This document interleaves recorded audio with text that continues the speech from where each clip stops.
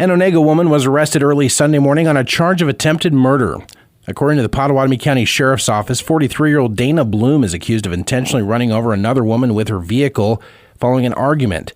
Deputies were called out just after 12:30 a.m. Sunday to the 20,000 block of Pauling Run Road north of Wamego. There, authorities found 52-year-old Kara Murray of Wamego suffering from serious injuries sustained from that incident. Murray was flown by helicopter to an area hospital for treatment. Her condition remains unknown. Bloom was arrested and remains jailed in Pottawatomie County awaiting bond to be set on a charge of attempted second-degree murder. The sheriff's office is continuing to investigate. A new parking lot and entrance was unveiled Saturday at Mount Mitchell, a nature park south of Wamego. The site is steeped in history as it was originally owned by homesteader Captain William Mitchell. The cabin house on the farm used as a stop for the Underground Railroad. President of the Mount Mitchell Prairie Guards, Michael Stubbs, says the location was originally called Mitchell's Hill. In 1953, the son of the pioneer abolitionist Captain William Mitchell gave the state the 30-acre hilltop with the intention that it become a public park to celebrate the Beecher Bible and Rifle Colony. Prairie Guard board member Bruce Waugh says they have plans for the future of that site. The original Mitchell House that contains the space where the Underground Railroad actually took place. Our plans are to make that part of the park. The site is a Freedom's Frontier National Heritage Area Star attraction and is also an historic district on the National Register of Historic Places.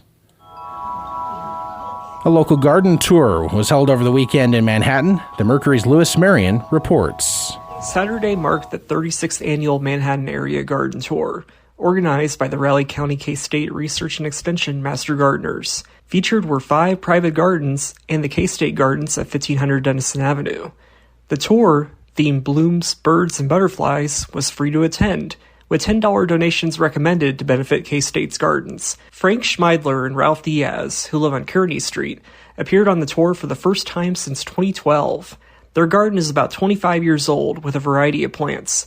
Schmeidler said the longevity of the event is because of people enjoying gardening, yet they may not know what exactly they should or could be doing. Going around and seeing what other people have done and in similar situations, I think it gives them a chance to kind of have an idea of what to do in their yards. He added that those beginning in the hobby of gardening should not be afraid to try new things. It's going to be trial and error with everything it was with me. I planted roses back here, and it was total shade. And so you live and learn. Plants either make it or don't. Look for photos and a full story in Tuesday's edition of the Manhattan Mercury.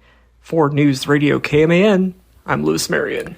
Manhattan City staff will give elected officials a look behind the curtain at the 2026 budget planning process when they meet tomorrow night.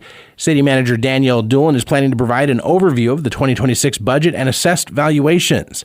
The meeting will include a discussion over water and wastewater rates as city staff propose a 3% rate increase to build up balances in both funds.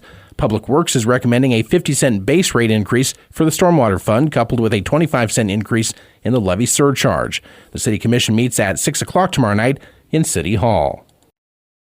This episode is brought to you by Progressive Insurance. Do you ever find yourself playing the budgeting game? Well, with the Name Your Price tool from Progressive, you can find options that fit your budget and potentially lower your bills. Try it at Progressive.com.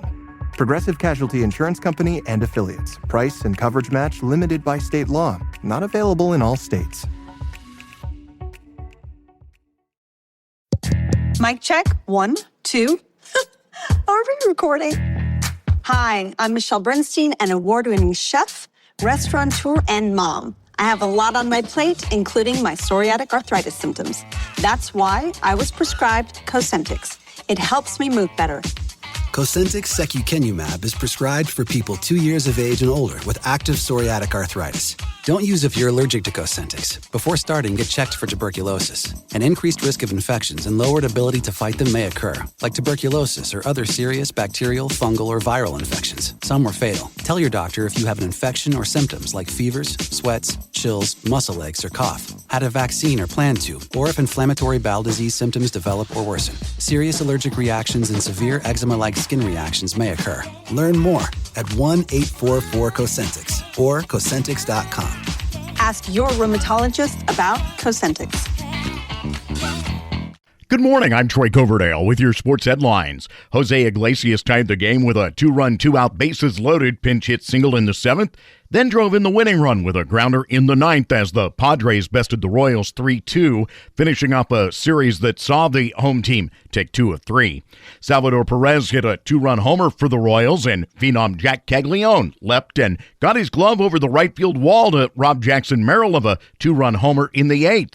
Seth Lugo, who pitched for the Padres in 23, was brilliant in retiring 18 straight after allowing a leadoff single to Fernando Tatis, but the Royals bullpen again let the game slip away.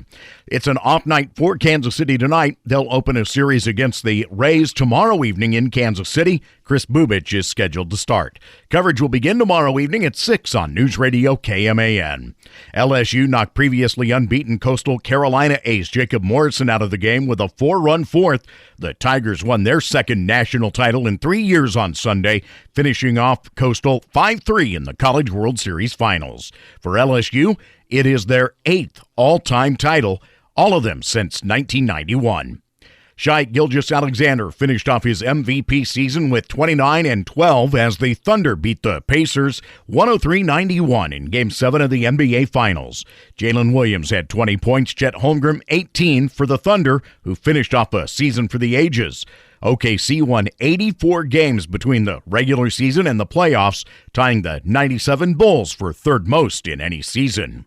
Have a great day. I'm Troy Coverdale.